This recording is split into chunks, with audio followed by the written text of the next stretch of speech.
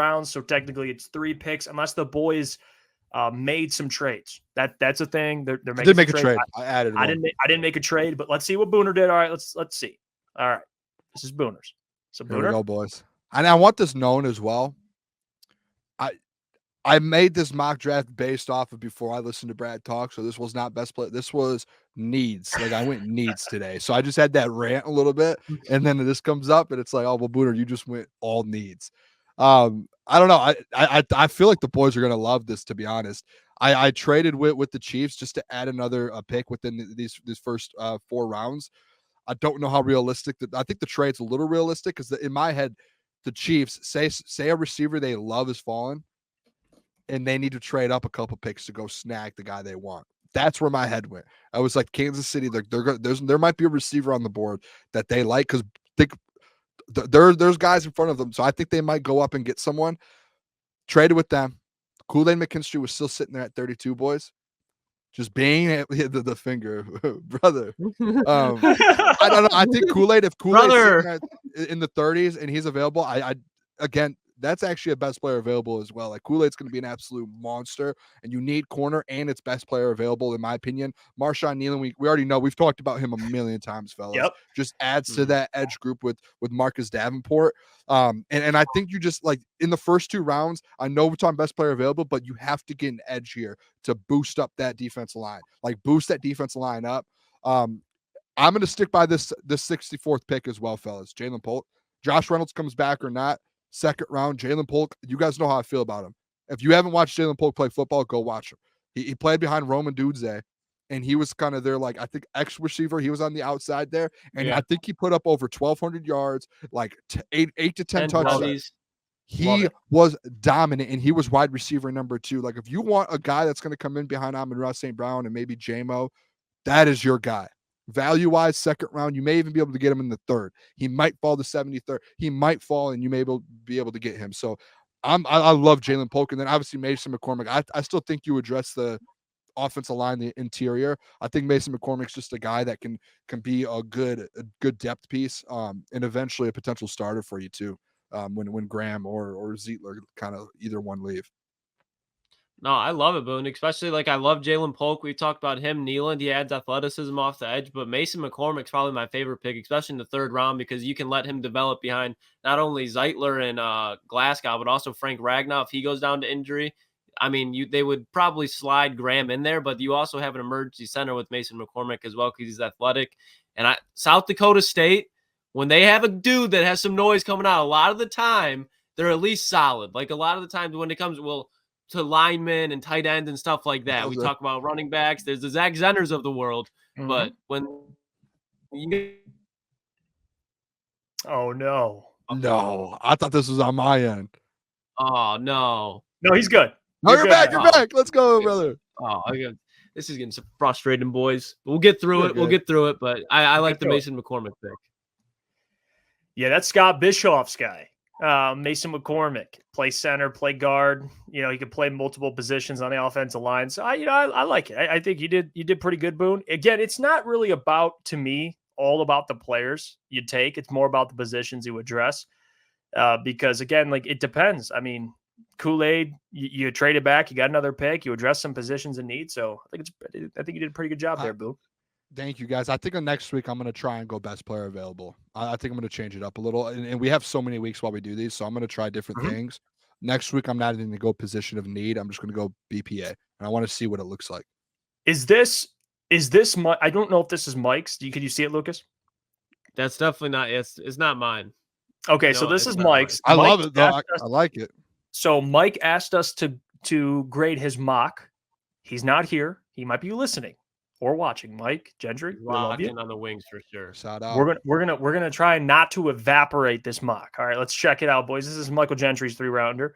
I thought that was Ennis Rakestraw. At 21, he takes Darius Robinson. At 29, excuse me, round 1, pick 29. Darius Robinson. At 61, he took Chris Jenkins. And then at 63, he takes Max Melton. Hey, this is a solid ass draft. Yeah, I was just defensive needs. I like it. Yeah, check them. I like the fact you just booster up this defensive line. You just got 2 dudes who like It's not like just two dudes for depth. Like those are guys who obviously in the middle, DJ Reader and Mac, but like fellas, Chris Jenkins could be a starter in this league as well. So you just added another Yeah. big time piece. So Yeah. I love it. And I love Max Melton. I think that's my favorite player in the draft. Shout out. Yeah, Shout out. I think he's Outside, definitely outside of JJ. yeah, this is a pro Max Melton pod. I mean, I think as soon as we went to the combine, we're like, who the hell is this dude? We had to go back, watch some tape, more tape. This he's a stud. But yeah, I think Mike did a good job. I mean, this is good.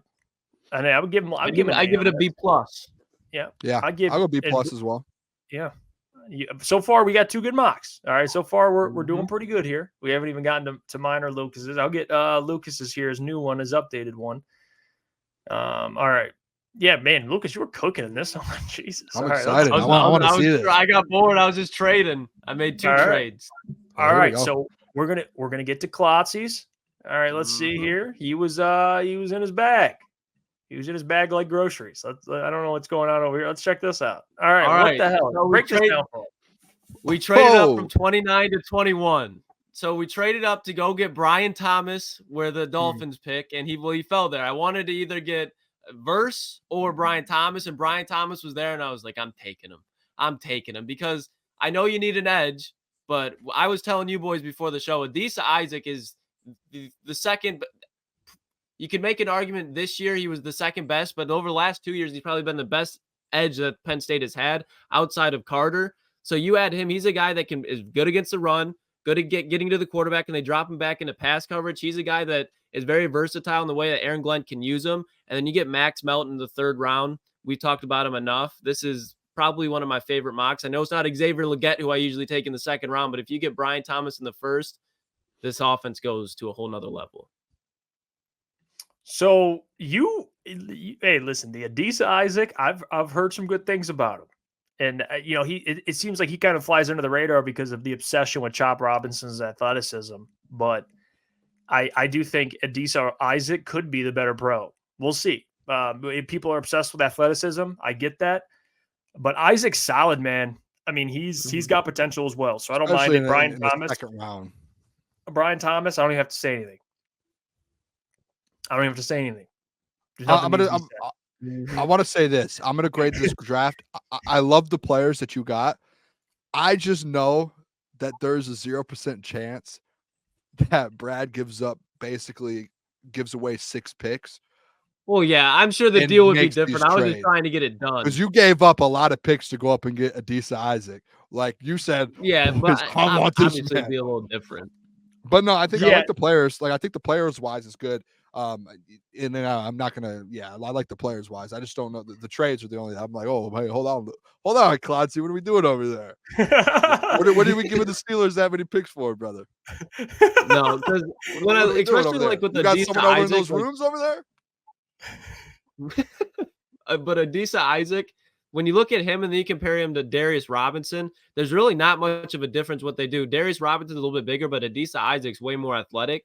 So if he's in that same tier with Darius Robinson, in my opinion. So if you get him at 51, that you got to trade up for him, but I don't think they trade that much up. Yeah, I don't hate this at all. I wonder if Adisa Isaac's available at 61. He never was in any of the mocks. Okay. I think he could be. Because a 2nd round pick, I mean, that's like, I mean, I get it. It's towards the end of the 2nd round, so I get that. But I don't mind Isaac.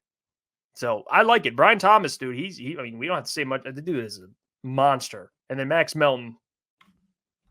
By default. Yeah, by default. So they did a good job there, Lucas. Yeah, I'm just disregarding the trades because, like, it's not that it's just what you traded for him. I mean, Brad's gonna if a trade does happen, obviously you're not gonna trade away 5-6 picks. But I do appreciate trading up though, Lucas. I like it. Brad's gonna move up. Yep. I think so. I don't think he's gonna sit at 29. Yep, I agree with that. All right, well, we'll get to mine here. I didn't make a. Well, I gotta actually get mine loaded here. I didn't make any trades, but I'm curious if you fellas, maybe like what I did. All right, and this is something different. At least in the 3rd round, it's a different player in the 3rd round. But here's what I did. Okay, so I got Wow. I got Kool-Aid McKinstry at 29. I just took Kool-Aid because he was available. I wanted to trade back and get Kamari Lassiter, but I just stood pat. I think the trade back options, teams that were interested, it was too far of a drop that I wouldn't be able to get a Kamari Lassiter.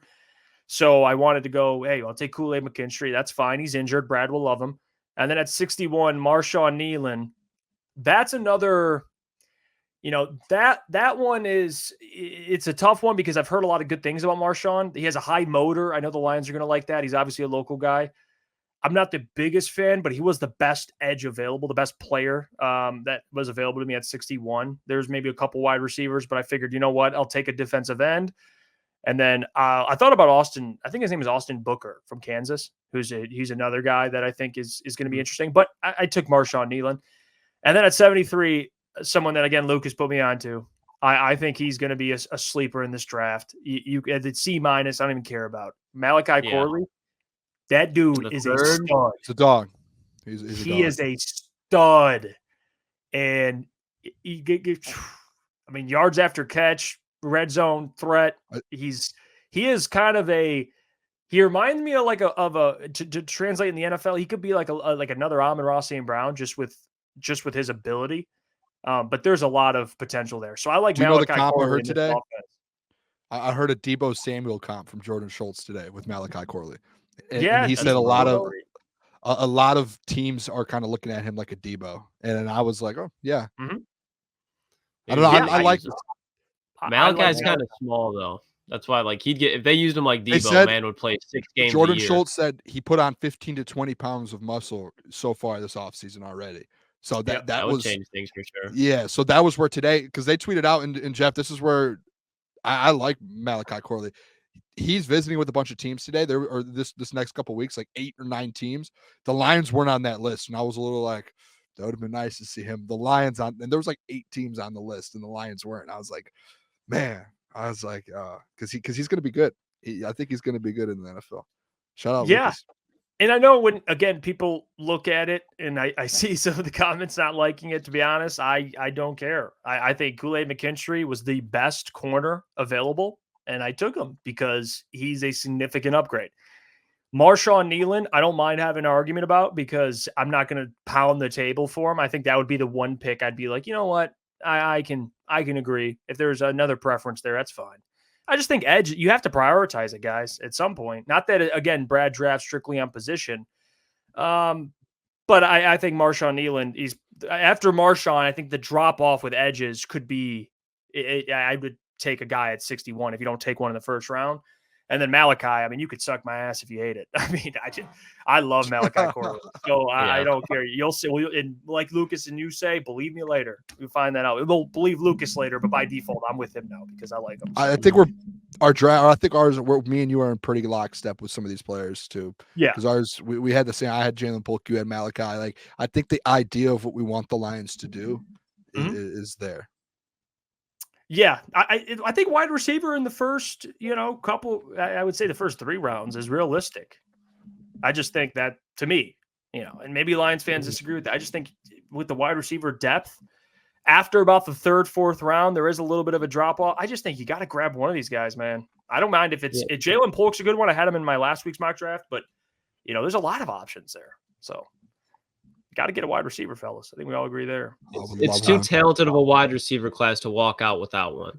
Yeah. Especially when you're in a win now mode and you need to surround Jared Goff with weapons. And any quarterback needs surrounded with more weapons. But this is one of the best wide receiver class we've seen in a long time as far as depth.